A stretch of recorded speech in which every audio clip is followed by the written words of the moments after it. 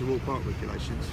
You can film because I'm filming you as well. It's okay. It's all being recorded. So basically, what I'm trying to do here is I'm trying to talk about freedom of speech being under attack. And as I'm trying to talk about freedom of speech, these guys have turned up. They've told me I'm not allowed to talk about freedom of speech. I'm not allowed to. I have to leave this park. I'm in Speaker's Corner in Hyde Park. I was here to talk about the value and the history behind Speaker's Corner. 300 years of history. 300 years of history, people have come here with difference of opinions and difference of thoughts. From George Orwell to Lenin, to Karl Marx. People have been free to come to this park, to criticise different ideas, to debate. Only that's changed now. Now, people who come here and talk about Islam face threats to their life and violent attack. Our identity, part of being British, is freedom of speech. One of the fundamental things we must protect. The person whose opinion you must protect is the person whose opinion you do not agree with. And right now that's under attack. Martin Selner was invited to give a speech by UKIP youth. When he attempted to fly into our country, he was held. He was arrested. His partner, Brittany Pettibone, was arrested. They spent 3 days in a detention centre before they were deported from our country. Why? I'll tell you why. Because no longer is freedom of speech real in Britain. We live in a post-free speech era. If you criticise Islam, the government will come down on you.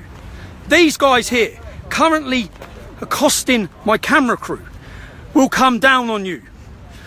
That's real. The threat against free speech, from closing down people's Twitter accounts, from shutting down their Facebooks, from arresting and detaining journalists at airports, from Lauren Southern being banned from our country. All of this is because you're not free to criticise Islam. And the reason why is because our government and our police force are terrified of the reaction that the hostile Islamic community will commit if we criticise Islam.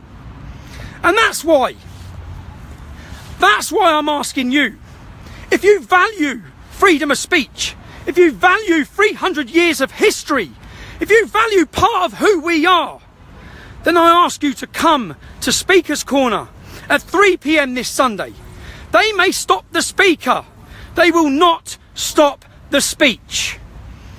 It's real. We have to defend it.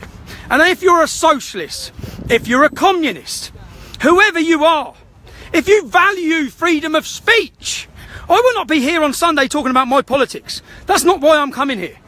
I'm coming here to deliver a speech. I may not even agree with what's said in that speech.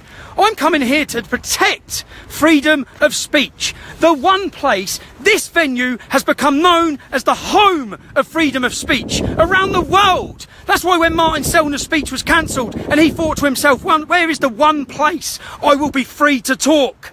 Speaker's Corner. Well, that's changed. That's gone. It's under attack.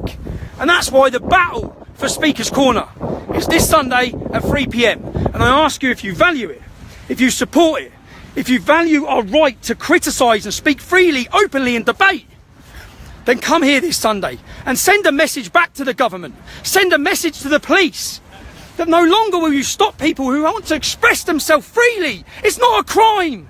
It's our God-given right to talk and give our opinions. And these guys, I'm going to get reported, apparently. And are you finished now, officers? Take your details then. Do I have to give you my details? Well, yeah, by law, by law, so I need to report you. Yeah, it's a warning from the Royal Park. Okay, sound. So Paul Harris.